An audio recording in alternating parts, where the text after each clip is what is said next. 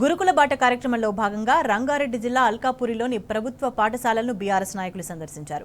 మధ్యాహ్నం భోజన నాణ్యతపై విద్యార్థులను అడిగి తెలుసుకున్నారు. నాణ్యమైన ఆహారం అందించడంలో ప్రభుత్వం విఫలమైందని, ఆహారం వికటించి విద్యార్థులు చనిపోతున్నారని ఆవేదన వ్యక్తం చేశారు.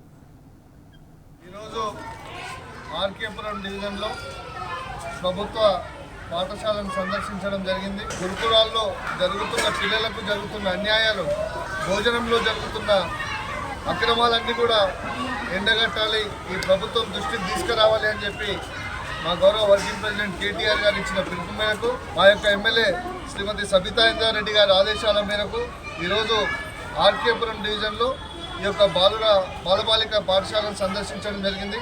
ఇక్కడ మధ్యాహ్న భోజనంలో ఏ విధంగా ఉంది అని పిల్లల్ని కూడా అందరం కూడా అడిగి తెలుసుకోవడం జరిగింది. ఈ యొక్క పాఠశాల సందర్శించిన సందర్భంలో మాకు తెలిసింది ఏంటంటే ఇంకా నాణ్యత పెంచాల్సిన అవసరం ఉంది. ఒకటే ఒక పప్పు ఇస్తున్నారు, ఏదో ఒక కూరగాయని ఇస్తున్నారు. దాంతోపాటు ఇక్కడ పిల్లలు అడుగుతూ ఉన్నారు, ఇంకొక కూరగాయ ఇస్తే బాగుంటుంది, ఇంకా పెరిగిస్తే కూడా బాగుంటుంది అని చెప్పేసి పిల్లలు అడుగుతూ ఉన్నారు. కాబట్టి ప్రభుత్వం దృష్టికి తీసుకొని వస్తున్నాం. పాఠశాలకు కానీ, రాష్ట్రంలో ఉన్న గురుకులాలకు కానీ, రాష్ట్రంలో ఉన్న ప్రభుత్వ పాఠశాలకు కానీ ఖచ్చితంగా ఇక్కడ మేము డిమాండ్ చేస్తూ ఉన్నాం.